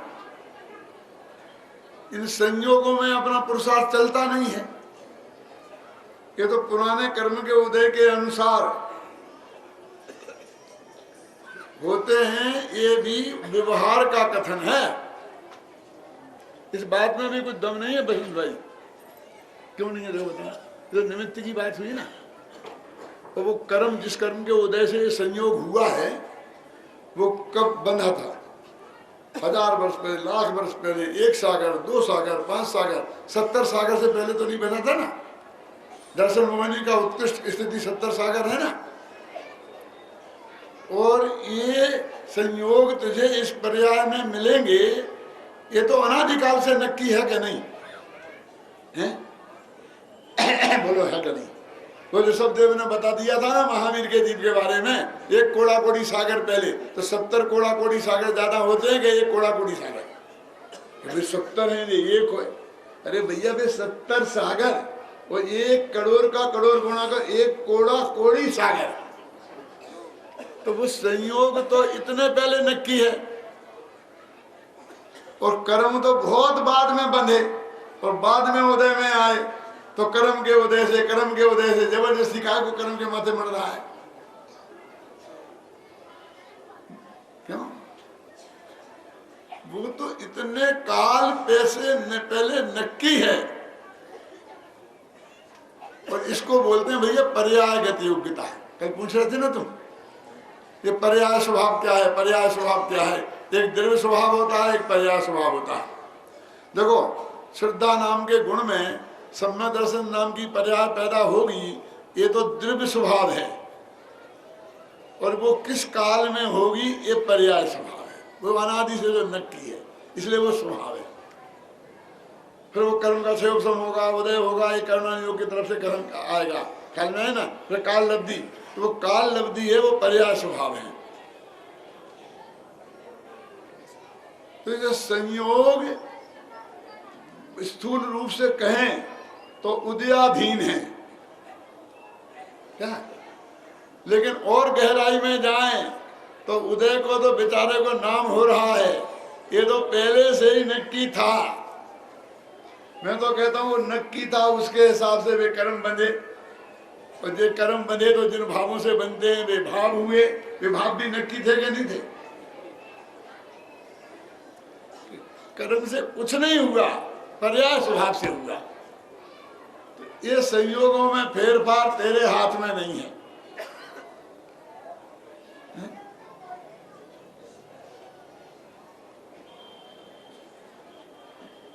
अघातिया कर्मों का इनमें उदय निमित्त कहा जाता है। तो फिर कहते हैं ये मोहराग देश के परिणाम, जिन्हें हम संयोगी भाव कहते हैं। संयोग कर्माधीन है। एक बात और मरण की मैं आप सबको बताना चाहता हूं, पसंद भाई आपका ध्यान विशेष दिलाना चाहता हूं। अष्ट सहस्री है ना, अष्टसी का नाम सुना? देवागम स्तोत्र, जिस पर आत्मीमांसा अकलंग देव ने लिखी और विद्यानंदी ने अष्टसी लिखी। तो वहां पर कोई 10 जोड़े हैं, भाव अभाव, नित्य अनित्य, द्वैत अद्वैत, ऐसे है ना। तो एक जोड़ा भाग्य और पुरुषार्थ का है। कि काम भाग्य से होता है कि पुरुषार्थ से होता है। तो उस अष्टसहस्त्री में लिखा है भाग्य माने क्या। तो अभी सारे लोग ये कहते हैं अपने मुमुक्षुओं में भी कि वर्तमान कर्म, ये पुराने कर्म का उदय वो भाग्य, और वर्तमान में जो कर्म बन रहा है वो वर्तमान कर्म। तो पुराने कर्म का उदय उसका नाम भाग्य। क्या ये मानते हैं कि हमारे भाग्य में जो कुछ लिखा होगा, हमारे जैसे कर्म किए ऐसे उदय में आएगा, लिखा होगा। लेकिन वहां लिखा है कि कर्म का उदय और तत्समय की योग्यता अथवा काल लब्धि, इन दोनों को मिलाकर भाग्य कहते हैं। जिसको विकल्प हो देखना, अकेले कर्म के उदय को नहीं, वो अनादिकाल से तत्समय की योग्यता नक्की है, किस समय क्या होगा, उन दोनों को मिला को भाग्य कहते हैं।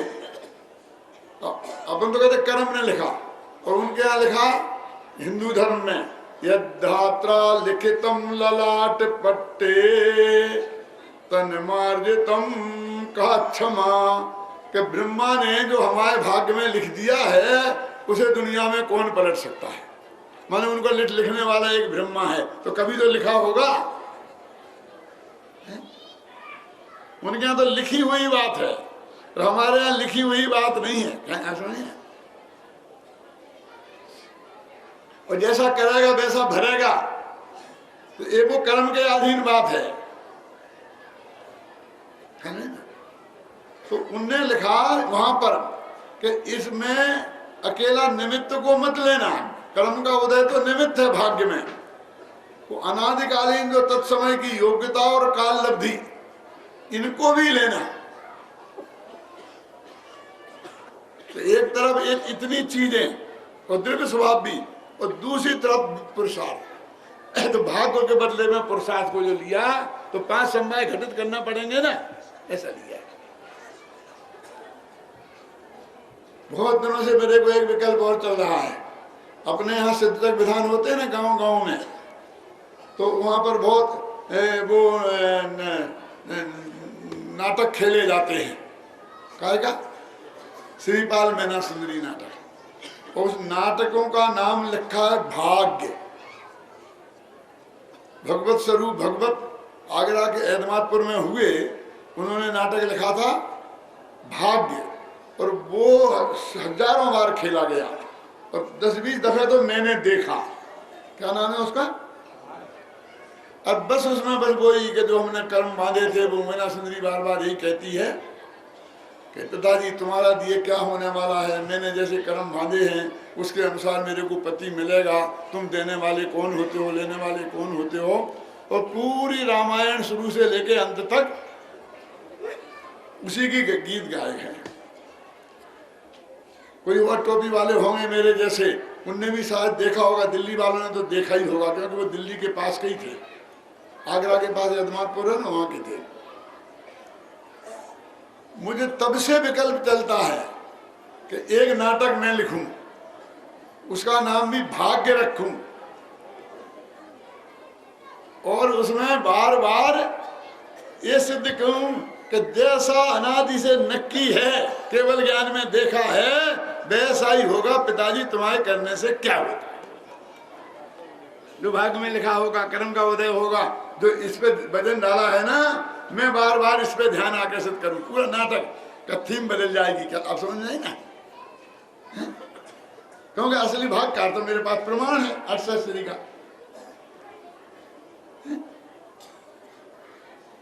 कि पिताजी तुम क्या कह रहे हो कि मैं तुम्हें कोड़ी से विवाहूंगा? अरे मेरी शादी किससे होनी है, ये आदिनाथ भगवान से पूछा जाता तो वे बता देते कि नहीं बता देते? तो वे तब से नक्की थे। तुम कौन हो कि मैं कर्म के उदय ने नक्की करी और भाग ने नक्की करी? ऐसा नहीं कहेगी वो मेरी मैना सुंदरी।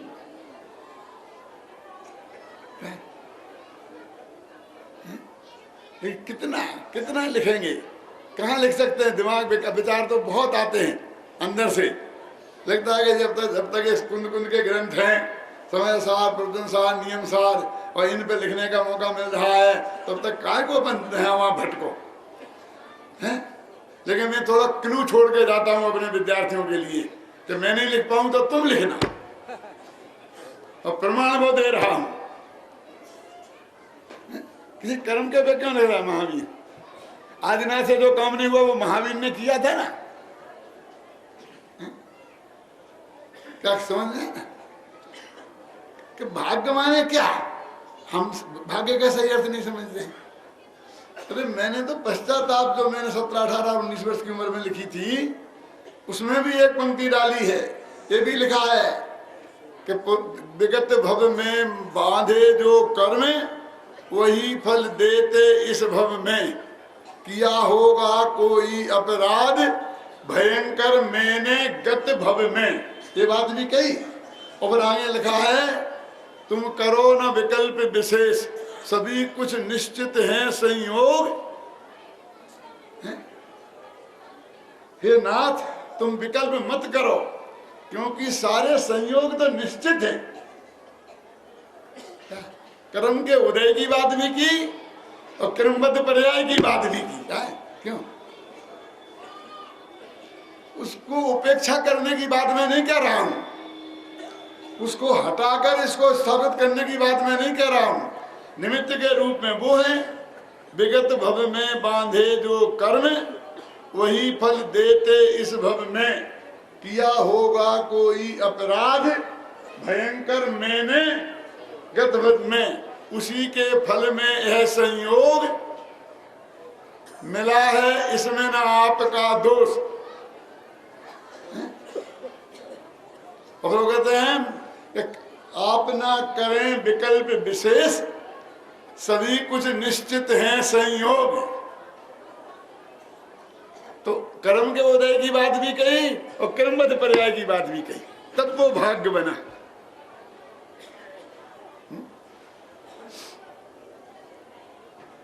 दो बातें हो गई। कौन कौन सी? एक संयोग और एक संयोगी भाव। संयोग अनादि से भी नक्की है, संयोगी भाव भी अनादि से नक्की है। और वो द्रव्य कर्म माने अघात्या कर्म के उदय से संयोग हुए और घात्या कर्मों के उदय से संयोगी भाव हुए, और इनमें कोई रंच मात्र भी फर्क नहीं कर सकता।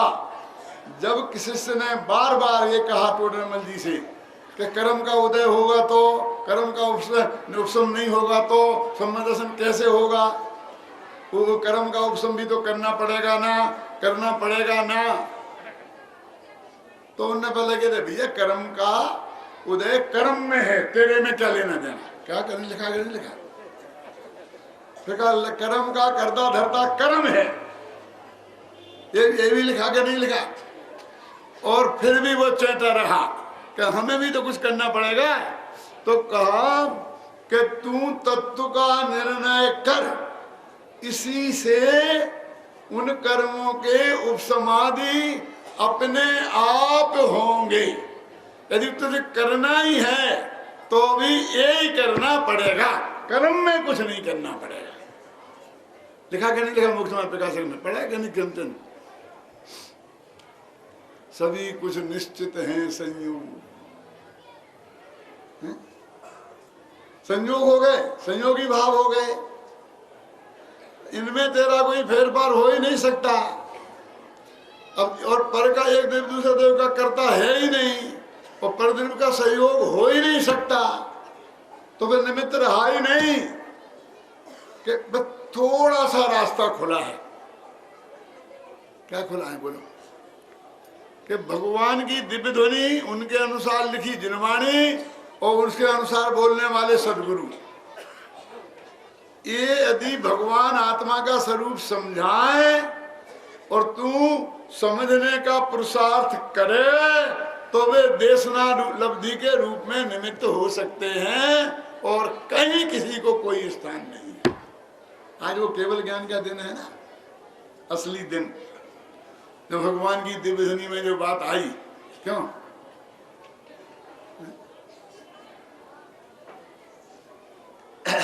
हमारा एक बहुत बड़ा दुर्भाग्य है,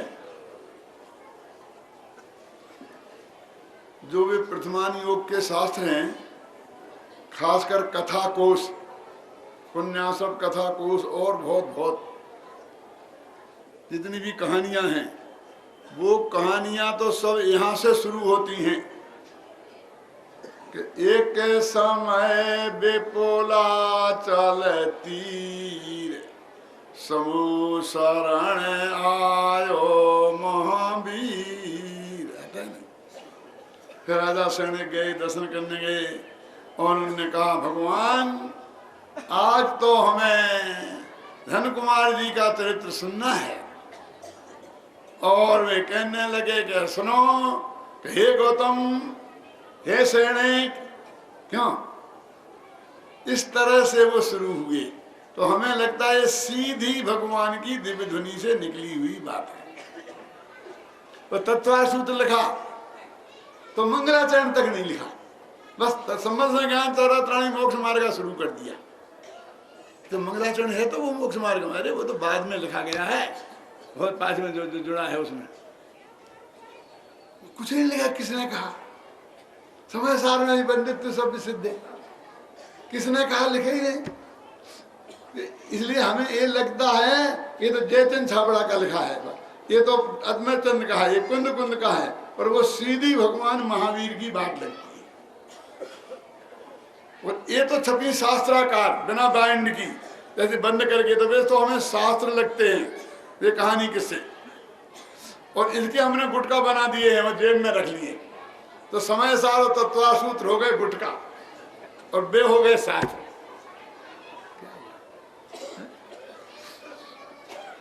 जब मैं पंडित टोडरमल पर रिसर्च कर रहा था, इसी उदयपुर में आया था, ये होगी सन 72 की बात, 72 की भी नहीं, 69-70 की। कितने साल हो गए।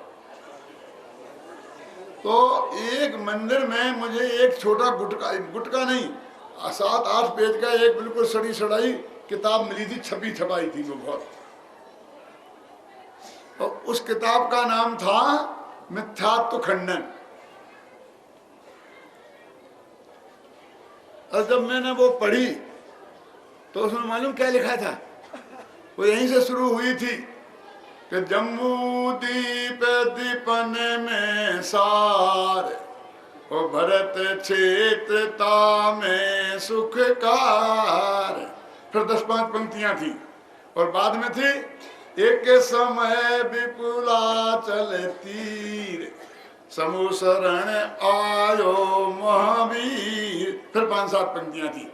फिर लिखा था कि भगवान में राजा सैनिक ने गौतम स्वामी से पूछा, भगवान महावीर से पूछा कि ये जो पंचम काल में जयपुर में एक आदमी ऐसा होगा जो तीव्र मिथ्यात्व का प्रचार करेगा, मुझे उसके बारे में सुनना है।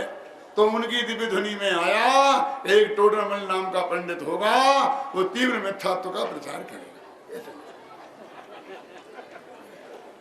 सीधी भगवान की दिव्य ध्वनि से यही मिली उदयपुर में। वो किताब का नाम क्या था? मिथ्यात्व खंडन। पर वो उनको कोई भी बात कहनी हो, बस उनको महावीर से जोड़ेंगे। पंक्तियां नक्की हैं। ये जो मैं पंक्तियां आपको बोल रहा हूं ना, ये किसी एक किताब की नहीं, एक कहानी की नहीं है, कम से कम 100 कहानियों में निकाल के मैं आपको बता सकता हूँ। बिल्कुल ऐसी ही हूँ पंक्ति की पंक्तियां पढ़ना। मैंने बचपन में बहुत पढ़ी हुई कहानियां।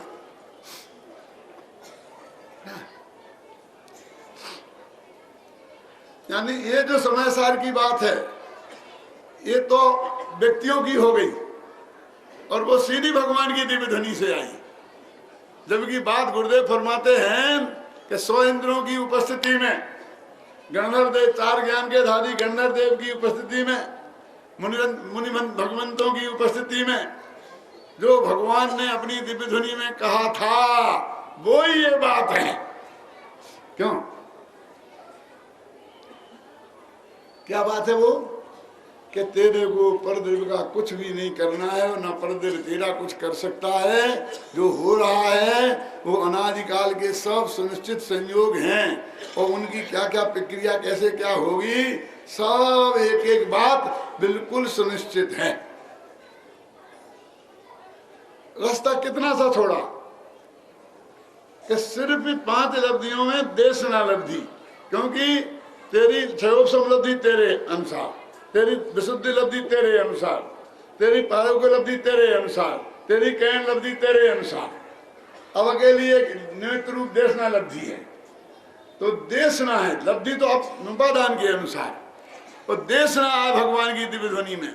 बस तू उसका मर्म समझे तो इतना ही पर का संयोग है, और रंच मात्र भी पर का एक द्रव्य दूसरे का कुछ कर नहीं सकता। उसके लिए पंडित जी यहाँ कहते हैं कि पहले तू श्रुत ज्ञान के माध्यम से विकल्पात्मक ज्ञान में और इन इंद्रियों से आंखों से पढ़कर कानों से सुनकर समय सार माने जिनवाणी, क्या समझे? समय सार माने जिनवाणी को पढ़कर, और तू ये भगवान आत्मा का सही निर्णय कर, इतना तेरा बुद्धि पूर्वक कार्य था। उसमें क्या कहां तक पहुंचेगा वो निर्णय कि वो जो त्रिकाली ध्रुव भगवान आत्मा तेरे ज्ञान का ज्ञेय बनेगा। ज्ञान का ज्ञेय अकेला जो प्रत्यक्ष बनता है उसी का नाम नहीं है, आगम से जो जानने में ज्ञान होता है उस ज्ञान का भी ज्ञेय वो बना। समझना गुरु के उपदेश से हुआ, युक्ति से हुआ, और वो सही निर्णय हुआ। अब उसमें कितना हो गया, और साथ में कि ये मैं हूं और ये ही मैं हूं, और इसके बाहर मेरा कुछ नहीं है, और इसके अंदर में कुछ कमी नहीं है कि जो मुझे बाहर कहीं दूसरे की तरफ झांकना पड़े। जब ऐसा तेरा पक्का निर्णय हो गया विकल्पात्मक ज्ञान में, तो उसका रस तेरे को इतना पका, वो निज रस के परिपाक की बात है जी। उसका नाम है प्रायोग्य लब्धि।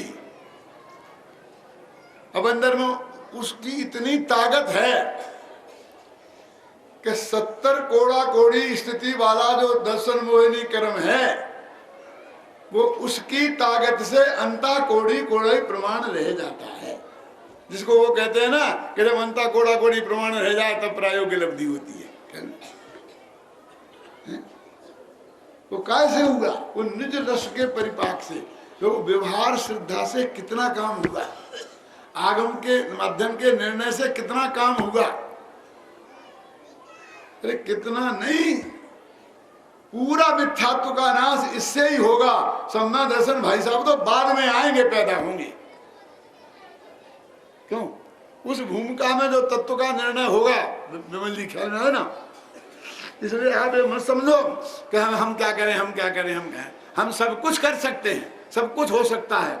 हमारी जैसी योग्यता में भी सब कुछ हो सकता। कल परसों के व्याख्यान में आप थे कि नहीं थे, मैं बहुत विस्तार से बता दिया कि हम और आप एक ही जगह खड़े हैं। ये सारा ज्ञान ये तो यूज्ड ज्ञान है क्या, और नया ज्ञान सबको एक साथ पैदा हो रहा है।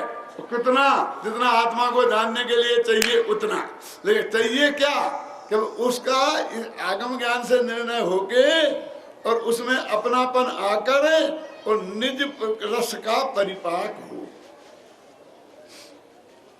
क्या अपन यहां तक आते ना, निज रस से ही प्रकट होते। देखो, निज रस से ही तत्काल और निज रस से ही, इसमें तो और का योगदान मत लगाना कि ये तो ठीक है, साथ में वो भी हो, साथ में वो भी हो, साथ में वो भी हो। नहीं, कुछ नहीं। निज रस से ही प्रकट होता हुआ, आदि मध्य और अंत से रहित, अनाकुल, ये आत्मा का विशेषण है। अनाकुल, केवल एक, संपूर्ण ही विश्व पर माने तैरता हो। ये क्या है? संपूर्ण विश्व पर तैरता हो का क्या मतलब है? समुद्र में तेल डालो, पानी डालो तो समुद्र में मिल जाएगा, दूध डालो तो समुद्र में मिल जाएगा, और तेल डालो तो ऊपर अलग से तैरता रहेगा। उसे मिलेगा नहीं। है वो समुद्र में ही, पर समुद्र नहीं है, समुद्र में नहीं है, तो समुद्र के ऊपर तैर रहा है। ऐसे ही तेरा भगवान आत्मा एक क्षेत्र का समूह जो लोकाकाश में है ना, इसमें ही है, लेकिन इसके ऊपर मानव तैरता हुआ बिल्कुल अलग है, किसी से रंच मात्र भी उसका जुड़ान नहीं है। वो अपने कमलनी पत्र का उदाहरण आया ना, पानी में कल डूबा हुआ है कि नहीं डूबा हुआ, डूबा हुआ होकर के भी नहीं डूबा हुआ, तो लिखा ना संपूर्ण ही विश्व पर मानो तैरता हो, ऐसे अखंड कौन भगवान आत्मा प्रतिभासमय अनंत विज्ञान घन परमात्मा रूप, विज्ञान में ज्ञान का घन पिंड, ज्ञानमय ज्ञानमयो, कहाँ है प्रोफेसर साहब, हाथ उठाना है ना, क्यों ये तो विज्ञानमय जो ज्ञानमयो है ना, ये विज्ञान घन ठोस, बोला नहीं अंदर से, ज्ञान ज्ञान ज्ञान ज्ञान ज्ञान, जहां से देखो हर प्रदेश प्रदेश पर ज्ञान ज्ञान ज्ञान, परमात्मा रूप समय सार का, ये एक त्रिकाली ध्रुव भगवान आत्मा समय सार का आत्मा अनुभव करता है। आत्मा अनुभव करता है माने आत्मा ऐसा अंदर में फीलिंग करता है कि यही मैं हूं, क्या अपनेपन का अनुभव करता है। क्या हमने तो अनुभव क्या चीज है, वो अनुभव कैसे करें, वो क्या करें, कैसे करें, कैसे करें, क्या करें, क्यों अब है ना कि लड्डू खाते स्वाद लेता हुआ, अब हमने खाया तो है लड्डू, अब स्वाद कैसे लेने, कि मजा आया था, कि मजा तो बहुत आया था, लेकिन स्वाद कैसे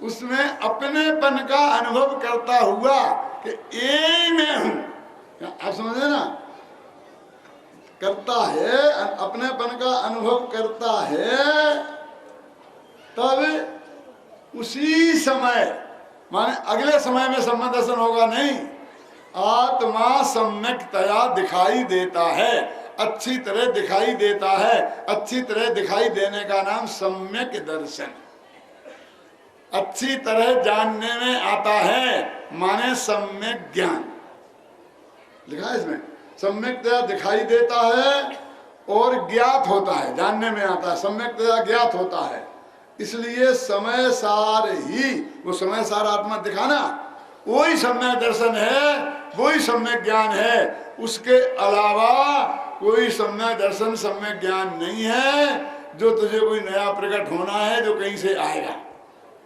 कभी कभी मैंने से सुना होगा आपने सभाओं में कि जब यदि अपने यहाँ बैठे हैं तो किसी भी जीव को यहीं बैठे बैठे सम्यक दर्शन हो सकता है ना, कौन सी बड़ी गजब बात है, कोई बड़ी अद्भुत बात नहीं है।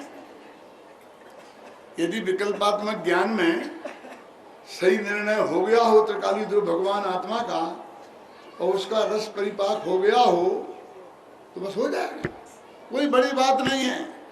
कैसा वो तो करोड़ों में एक आध को होता होगा, लेकिन होता तो इसी विधि से है ना, और जब भी जिसको होता ऐसा ही होता है ना, उन करोड़ों में तुम भी तो एक हो सकते हो ना, यहाँ क्यों कहते हो नहीं। देखो जरा समझना, 1 करोड़ रुपए का लॉटरी खुलेगी, 5 रुपए की एक टिकट खरीदो, क्यों, जिसको ये विकल्प आता है, जिसको टिकट खुलनी हो ना, उसे ये विकल्प आता है कि मैं खरीदूं, और जिसकी नहीं खुलनी है उसे यही विकल्प आता है कि 1 करोड़ में ना भगवान किसकी खुलेगी, अपनी क्या गारंटी, अपनी क्या